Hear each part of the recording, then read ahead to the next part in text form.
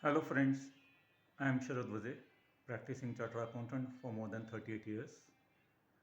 I am also handling professional misconduct cases for the last 15 years. As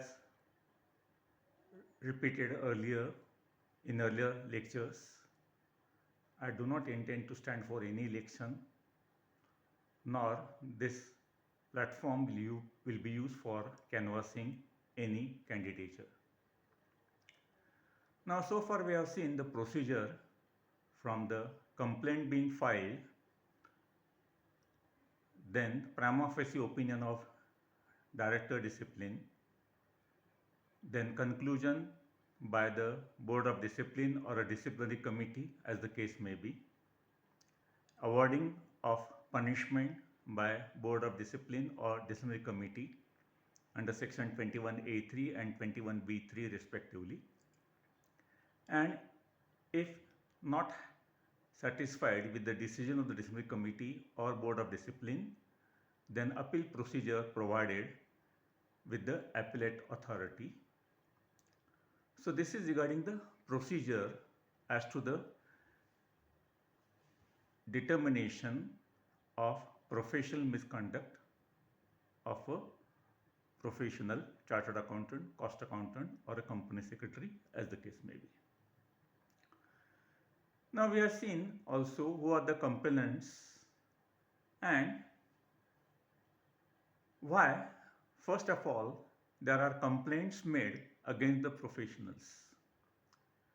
We have seen most of the time the reason being the disputes between the partners or the disputes between the directors, or nowadays complaints being filed by the government authorities because non-disclosure of material facts or misstatements in the financial statements by the professionals, by the companies, and silently accepting them by the various professionals.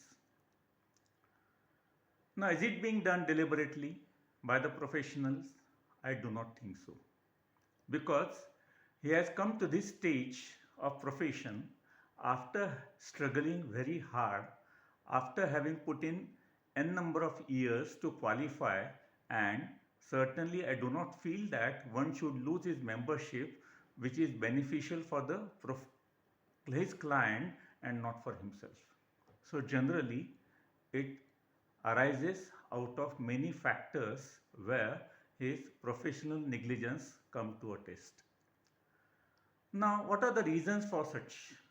I have listed out some reasons. We'll discuss them in detail with examples which I had come across, which I had to argue before the committee or the appellate authorities. The first one is, as usual, members do many things in too much of good faith. This is the most important reason I have come across while handling the cases of professional misconduct. Why you accepted it? In most of the cases, now he is my client for last 30 years, 35 years. I never thought that he will back me out, or I never knew there were disputes. I thought that there were two brothers, so I accepted it prima facie. Or even in one case, the husband and wife were the directors of a company and they had an internal dispute in which the auditor came into picture as a negligence, professional negligence. So we do many things in too much of good faith.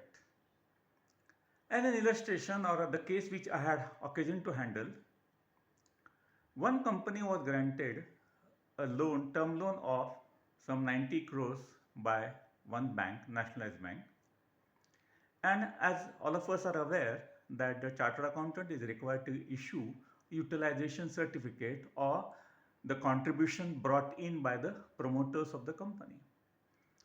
So in one case, the company had incurred expenditure around 57 crore, and in the month of February, the company issued two checks, one for 25 crore and one for 8 crores, 25 crores in favor of a machinery supplier and 8 crore in favor of a contractor who was to construct the building, factory building. The total loan sanction was about 300 crores in consortium by Indian Bank and United Bank of India and Punjab National Bank. Now, the director of the company issued these two checks and asked the chartered accountant auditor to give us a utilization certificate or the margin money being brought in. So the chartered accountant auditor gave a certificate in the month of February. I am specifically telling you the period also. In the month of February, that these two checks were issued, and accordingly the work in process was about 90 crores, 57 crore already incurred, plus this 33 crore as a matter of advance. And the certificate was issued in the month of June. The checks were issued in the month of February, and at that time the validity of checks were for 6 months, so it was within the period. And by the time in the month of August the accounts were finalized, it's a public listed company, please remember.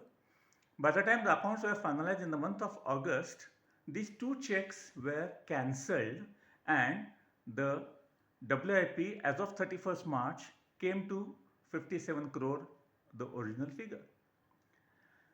The clever officer at the Indian Bank, it was a lead bank, realized that the WIP as of 31st March as per certificate is 90 crores, whereas as per audited accounts the WIP is 57 crore. So why there is a difference of 33 crores? So the bank sought explanation from the company. Company simply forwarded that letter to the auditor saying that you have done the audit, you have signed the balance sheet, you have issued the certificate, so you explain it.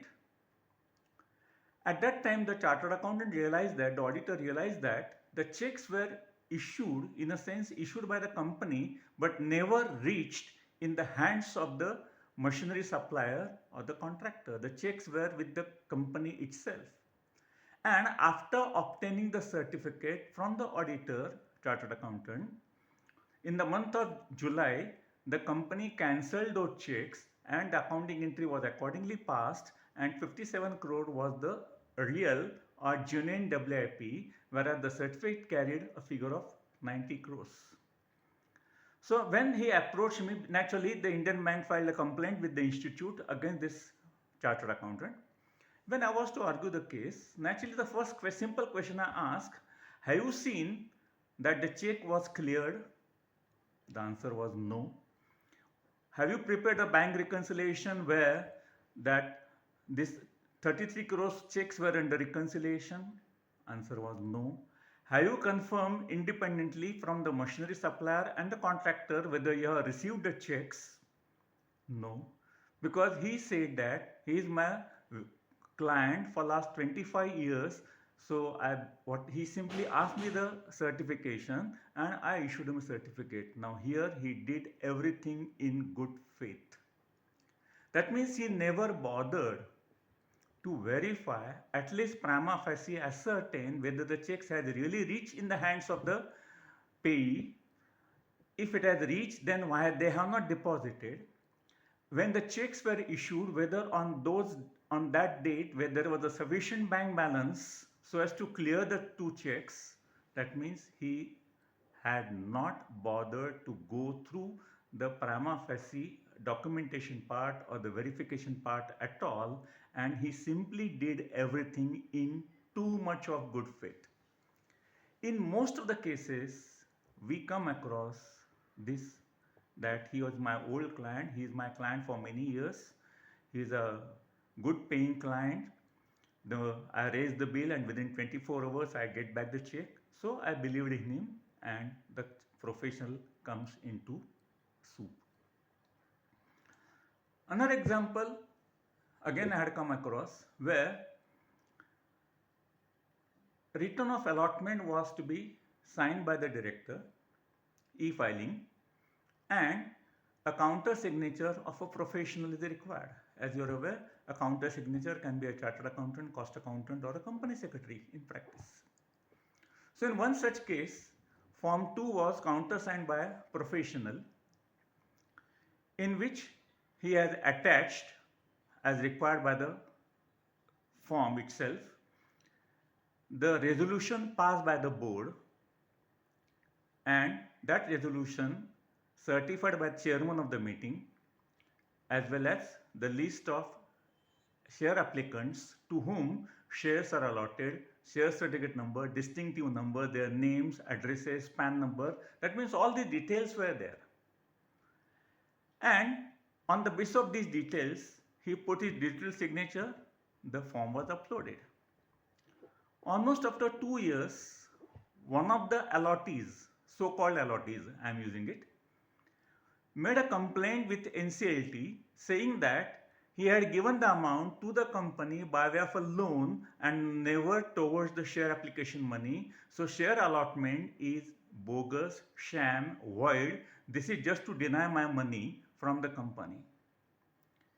And the company produced, or he also took out the certified copies from the register of companies, this form 2 which has been filled up, uploaded by the company, and there he realized that his loan amount was shown as share application and shares were allotted. He had not received a share certificate.